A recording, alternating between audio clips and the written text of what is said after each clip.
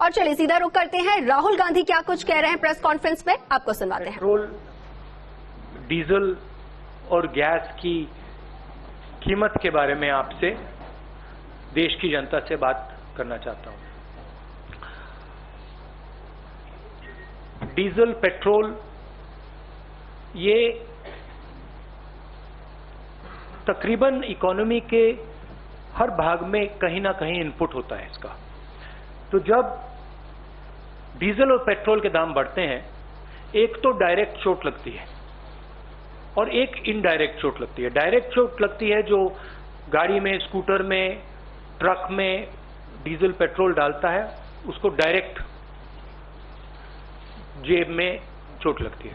और इनडायरेक्ट जो लगती है, जब डीजल का, पेट्रोल का दाम बढ़ता है तो ट्रांसपोर्ट कॉस्ट बढ़ती हैं। ट्रांसपोर्ट कॉस्ट बढ़ती हैं तो सब चीज के दाम बढ़ते हैं। और पिछले 7 साल से हमने एक नया आर्थिक पैराडाइम देखा है।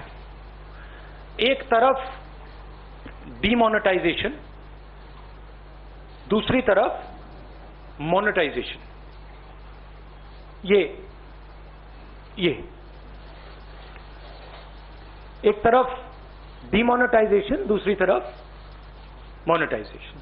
और फाइनेंस मिनिस्टर ने कहा, मोदी जी ने पहले कहा था मैं डीमोनेटाइजेशन कर रहा हूं, और फाइनेंस मिनिस्टर कहती रहती है मैं मोनेटाइजेशन कर रहा हूं। तो जनता ये पूछ रही है कि मोनेटाइजेशन किसका, डीमोनेटाइजेशन किसका? क्योंकि मोनेटाइजेशन हो रहा है तो किसी का तो हो रहा होगा, और डीमोनेटाइजेशन हो रहा है तो किसी का हो रहा होगा।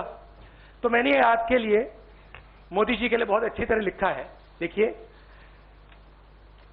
डीमोनेटाइजेशन किसका हो रहा है? किसानों का हो रहा है, मजदूरों का हो रहा है, जो छोटे दुकानदार हैं, मिडिल साइज बिजनेस वाले हैं, स्मॉल बिजनेस वाले हैं, उनका हो रहा है, एमएसएमईज का हो रहा है, सैलरीड क्लास सरकार के जो एम्प्लॉइज हैं उनका हो रहा है, और जो ईमानदार इंडस्ट्रियलिस्ट हैं उनका हो रहा है। अब मोनेटाइजेशन किसका हो रहा है? 4-5 नरेंद्र मोदी जी के जो मित्र हैं, उनको आप 4-5 कह दीजिए, उनको आप हम दो हमारे दो कह दीजिए, जो आप कहना चाहते हैं कह दीजिए। तो ये इकोनॉमिक ट्रांसफर हो रहा है। और बड़ी इंटरेस्टिंग बात निकली है, मैं सोच रहा था, मोदी जी कहते रहते हैं कि जीडीपी बढ़ रही है। फाइनेंस मिनिस्टर कहती है कि देखिए जीडीपी का प्रोजेक्शन ऊपर की ओर है। मैं समझ नहीं रहा हूं भाई, जीडीपी एक तरफ दौड़ रही है और फाइनेंस मिनिस्टर, प्रधानमंत्री कहते हैं जीडीपी बढ़ रही है। फिर बात मुझे समझ आई, जीडीपी का मतलब क्या? गैस, डीजल, पेट्रोल, इनका ये कंफ्यूजन है। और मैं अब आपको गैस, डीजल, पेट्रोल के दाम और जीडीपी किस प्रकार से बढ़ रही है वो तो आज थोड़ा डायरेक्ट बताना चाहता हूं। 2014 में नरेंद्र मोदी जी ने कहा था कि डीजल, पेट्रोल के दाम बढ़ते जा रहे हैं, याद है आपको? 2014 में 410 रुपीज सिलेंडर की प्राइस थी जब हमने, यूपीए ने ऑफिस छोड़ा। आज 885 रुपीज सिलेंडर की प्राइस है, 116% इंक्रीज।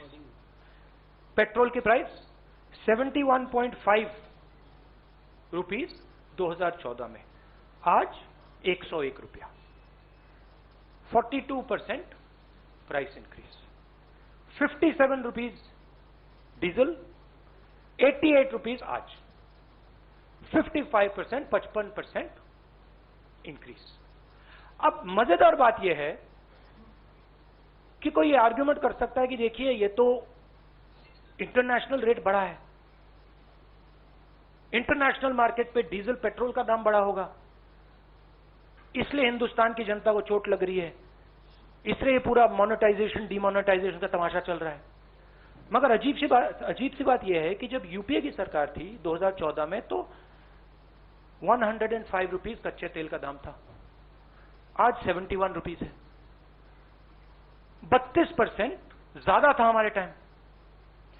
गैस इंटरनेशनल प्राइस देख लीजिए, हमारे टाइम 880, आज 653, 26% कम। तो इंटरनेशनल मार्केट पे gas price, diesel price, petrol price, oil price गिर रहे हैं और हिंदुस्तान में बढ़ते जा रहे हैं। दूसरी तरफ हमारे जो एसेट्स हैं उनको बेचा जा रहा है। 23 लाख करोड़ रुपए, 23 लाख करोड़ रुपए सरकार ने जीडीपी से कमाया है। जीडीपी वो ग्रोस डोमेस्टिक प्रोडक्ट नहीं, जीडीपी मतलब गैस, डीजल, पेट्रोल। मेरा सवाल है, ये 23 लाख करोड़ रुपए गए कहां? और जनता को यह पूछना चाहिए कि आपके जेब में से जो पैसा निकाला जा रहा है, छीना जा रहा है, ये कहां जा रहा है? जो हिंदुस्तान के एसेट्स हैं, हमारी कंपनीज हैं, उनको बेचा जा रहा है, डिमोनेटाइजेशन किया जा रहा है, नोटबंदी की जा रही है, जीएसटी आपसे पैसा छीना जा रहा है, किसानों के 3 कानून बने हैं, वहां से आपका पैसा छीना जा रहा है। तो ये जा कहां रहा है? आपके पास नहीं आ रहा, आपके जेब में तो नहीं जा रहा। तो हिंदुस्तान के युवाओं को, जनता को यह सवाल पूछना पड़ेगा कि ये जा कहां रहा है, किसको मिल रहा है ये सब पैसा? अब अंग्रेजी में बोल देता हूं। Do I need to say it in English और can I just you like me to say it in English? You want me broadly in English? Broadly, the government has a new concept of GDP. New concept is an increase in GDP means an increase in gas, diesel and petrol prices. Over the last 7 years, they've earned 23 lakh crores from an increase in diesel, petrol and gas. Every single person is affected by this. There are two effects. There's a direct effect and an indirect effect. The direct effect is when people buy fuel for their scooters, their cars, diesel for their trucks. An indirect effect is when the price of diesel, petrol rises, the price of everything rises because transport costs increase. So the country is bearing a massive cost as a result of this dramatic increase. I just go into the details. In 2004, when we left our office, gas price was 410 rupees a cylinder. Today it is 2014. The gas price was 410 rupees a cylinder. Today it is 885 rupees. 116% increase. Petrol was 71. It's now 101. 42% increase. Diesel was 57, now it is 88, a 55% increase. And the interesting thing is, people could argue that prices are rising, diesel, petrol prices are rising because international prices are rising, but that's not the case. Because crude oil prices were $105 when we were in power, and today they're $71. That's a decrease of 32%. Gas prices were $880 per metric ton. Today they are 653. That's a 26% drop. So the interesting thing is, there is demonetization taking place where the farmers, laborers, small traders, MSMEs, contract workers, salaried class, honest industrialists are being hit. And on the other side, there is dramatic monetization taking place where 3-5 big industrialists, friends of the Prime Minister, are being benefited. There is a transfer of wealth taking place from the poor, from the weak, to the Prime Minister's friends. This is what's going on. And this is what I wanted to raise today, and I wanted the young people of this country to think about this. This is about your future. You have to ask the question, who this money is going to? 23 lakh crores have been taken out of your pockets, out of the pockets of farmers, laborers, poor people. Question is, where are they going? At the same time, we see the finance minister talking about monetization, where your assets, the assets of this country, are basically being given away at cut rate prices again to 3 or 4 of the Prime Minister's favorite people. So that's what I wanted to raise today. If you have some questions, I'm happy to answer them. I would like to keep the focus on price rise and on diesel petrol prices. Thank you, sir. Arun will begin with you.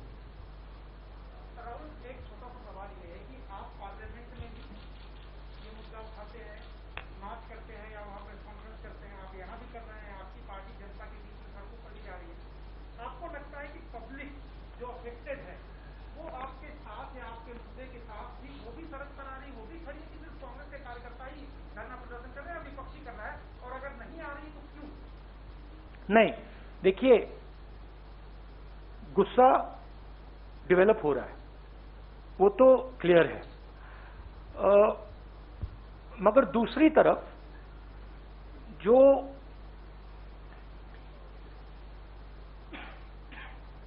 वो आवाज है उसको systematically दबाया भी जा रहा है। Corona का समय है तो हम भी नहीं चाहते कि लाखों लोग सड़क पे निकले, क्योंकि हम जानते हैं कि उसके दूसरे नतीजे हो सकते हैं। तो हम भी थोड़ा रिस्ट्रेंट शो कर रहे हैं, मगर जनता में जबरदस्त गुस्सा है। आप जानते हो मीडिया पे किस प्रकार से आक्रमण हो रहा है। जो आप लोग बोलना चाहते हो, लिखना चाहते हो, आपको वो करने नहीं देते हैं। इंस्टीट्यूशंस पर दबाव है, पार्लियामेंट में हमें बात करने नहीं देते हैं, डिस्कशन नहीं करने देते हैं। तो माहौल ऐसा है, मगर ये गुस्सा बढ़ता जाएगा और फिर रिएक्शन जबरदस्त आएगा। Thank you, sir. May I go to Vijay Lakshmi? Rahul ji, जिस तरह से आपने कहा कि पेट्रोल, डीजल और गैस प्राइसेस बढ़ रहे हैं, तो जो कांग्रेस शासित या विपक्ष के दलों शासित द्वारा जो राज्य है वहां पर वैट कम करके क्या आपको लगता है ऑयल प्राइसेस में जनता को राहत मिल सकती है? जैसे 35% का वैट पंजाब में है, महाराष्ट्र में See, we can do this on the margins. हम margins में ये कर सकते हैं, but the main thrust of it, right, is the question that 23 lakh crores. See, if the question was that international prices are going up, no problem. But that's not the question. International prices are not going up. 23 lakh crores are being taken by the government of India. It's not a question of what is Chhattisgarh government going to do, Punjab government going to do. The question is, what is happening to these 23 lakh crores? Why are the people being made to pay for this?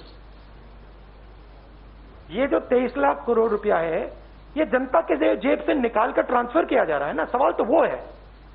आप कह रहे हो कि हाँ ठीक है, Chhattisgarh government क्या करेगी, पंजाब गवर्नमेंट क्या करेगी, मगर सवाल वो नहीं है। सवाल छत्तीसगढ़ गवर्नमेंट 23 लाख करोड़ नहीं ले रही है, पंजाब गवर्नमेंट 23 लाख करोड़ नहीं ले रही है, सेंट्रल गवर्नमेंट 23 लाख करोड़ रुपए ले रही है। Thank you, sir. Uma Shankar ji from NDTV.